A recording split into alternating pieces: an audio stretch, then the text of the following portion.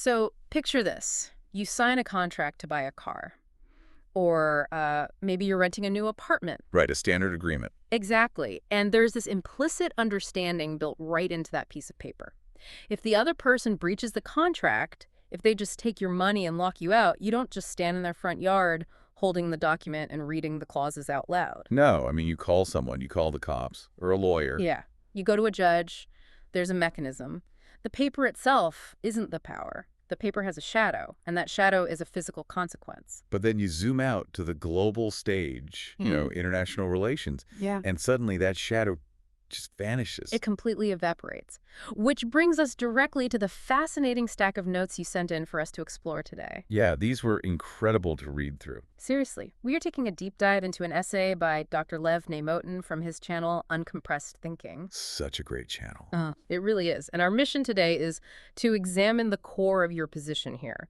We're exploring what Dr. Nemotin calls the illusion of international law, and then applying that exact lens to the geopolitical reality of Iran. Which is such a massive test case for this theory. Absolutely.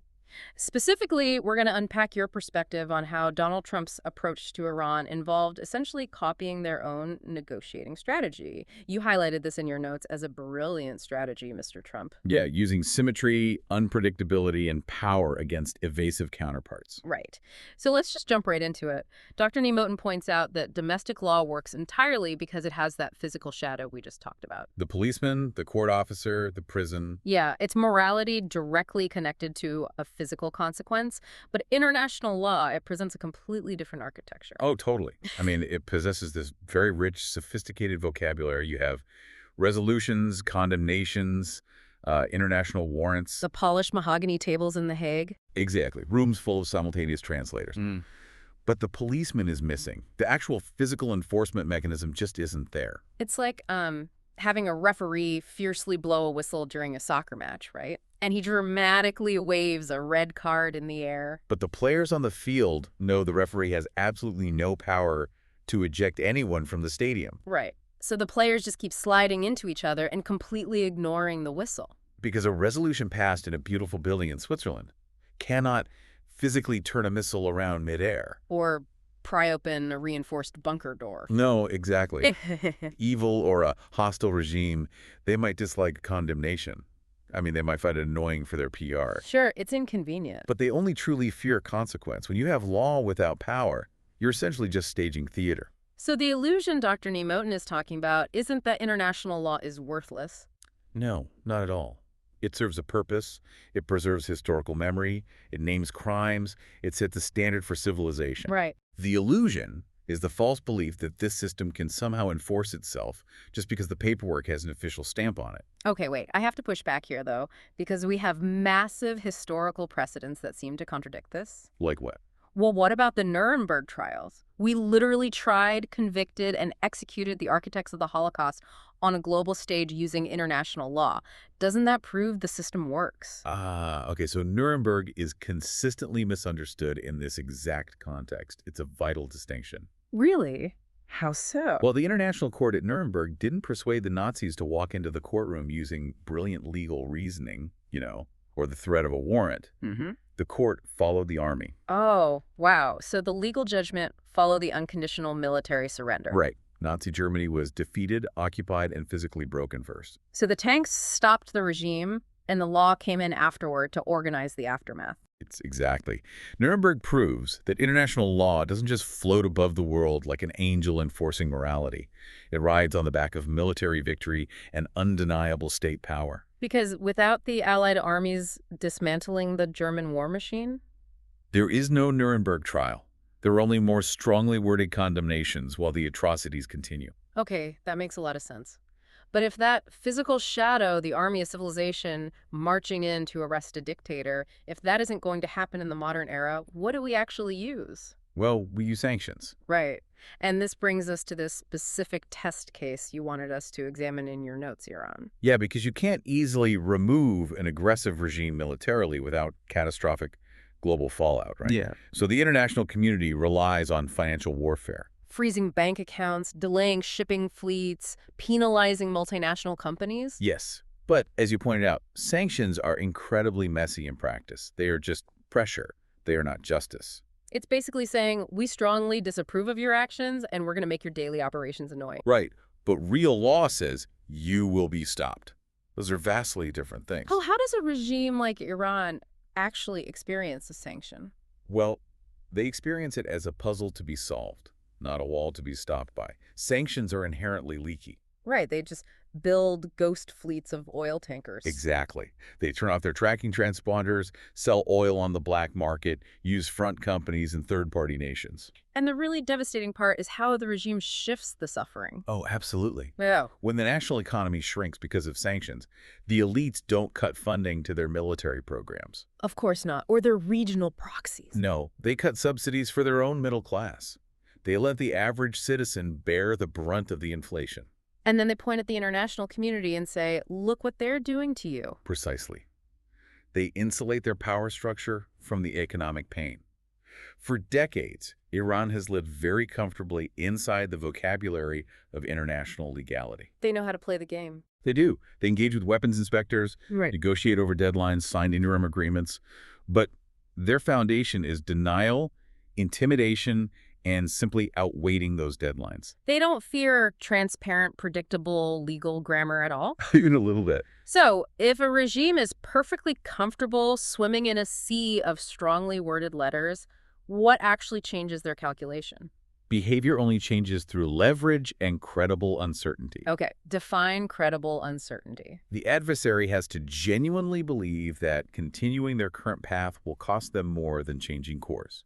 It requires the credible threat of a physical blow. Or the profound uncertainty that a blow might come at any moment. Exactly. Which gets us to the absolute core of your notes, where you examine Donald Trump's approach to Iran. Right. This was the really fascinating part of your position. Yeah, your explicit position is that his strategy was basically mirroring their own evasive tactics. Symmetry is power. Exactly. Symmetry is power with lying and evasive counterparts. And you called this a brilliant strategy by Mr. Trump. Well, Dr. Nemotin actually describes this specific dynamic as strategic translation. Strategic translation. I like that. Yeah, because the traditional international establishment, they rely on polished diplomatic grammar. Right. Clear red lines, proportional responses. Very predictable. Exactly. But that isn't the language the adversary speaks. The adversary speaks the language of ambiguity, sudden leverage, unexpected pressure. Bizarre-style bargaining. Right. So strategic translation means speaking to them in their own native geopolitical tongue. Instead of sending a diplomat with a polite letter, you introduce intense unpredictability. But okay, let me challenge this concept for a second. Sure. Isn't unpredictability inherently dangerous? We're talking about nation states with massive militaries here. Doesn't it just look like chaos on the world stage? Oh, it's a very real concern. I mean, unpredictability without underlying power or a coherent strategy, that's just vanity. It's dangerous disorder. Right. But if we connect this to the mechanics of dealing with an evasive regime, creating uncertainty becomes the actual mechanism of pressure. Because a predictable diplomatic system is easily manipulated. Exactly. The adversary knows exactly where all the boundaries are.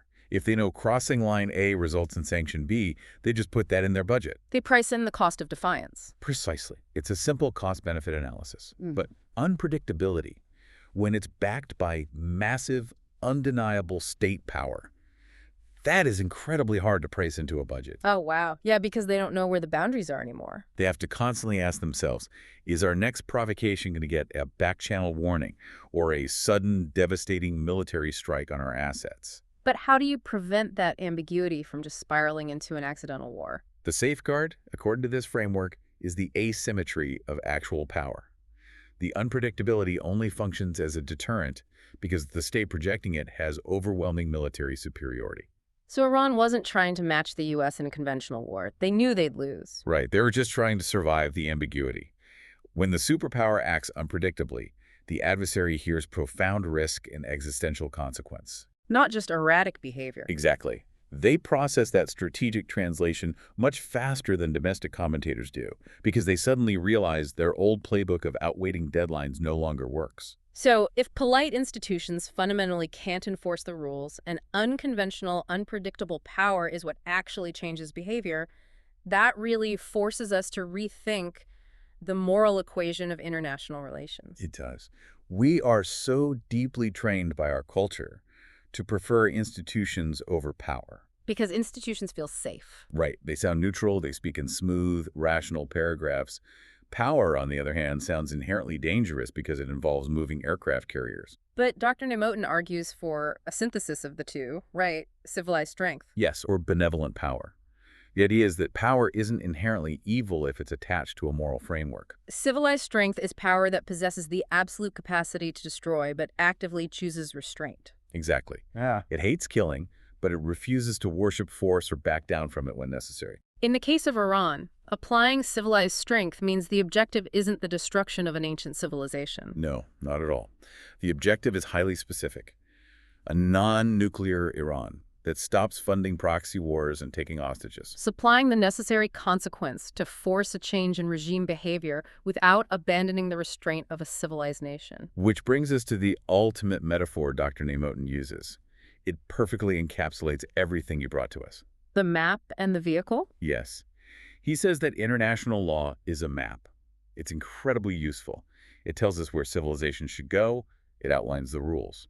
But national power is the vehicle. And when the road forward is blocked by armed men who refuse to read the map, Simply pointing at the paper won't move the car. the map cannot enforce the journey. Man, separating the map and the vehicle is disastrous. Because if you just have the map without the vehicle, you have law without power, which is pure theater. The armed men blocking the road will just laugh at you. But if you have the vehicle without the map, you have power without law, and that's tyranny. That's just a machine running over whatever it wants with no moral direction. But together, when power is disciplined by the map of civilization, you get actual global order. The challenge, of course, is that the burden of this civilized strength falls on a very, very small handful of countries. Very few nations possess both the overwhelming physical capacity to drive the vehicle and the moral restraint to not become tyrants themselves. Yeah, it's a heavy burden. This has been such a rigorous journey through your notes.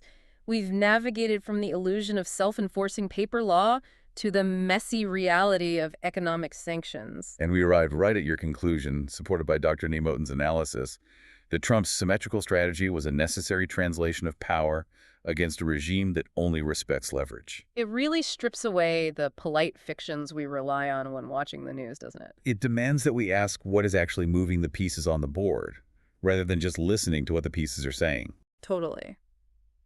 Well, as we wrap up this deep dive, we want to leave you with one final thought to mull over. We've established this premise that international law is simply the map, and national power is the necessary vehicle. Right. But what happens to the stability of the entire global order when the very few nations capable of driving that vehicle decide they are simply too tired to look at the map anymore? Or worse, what if they just decide to park the car, hand over the keys, and go home? It's something to think about. Keep diving deep into the things that matter, and we'll catch you next time.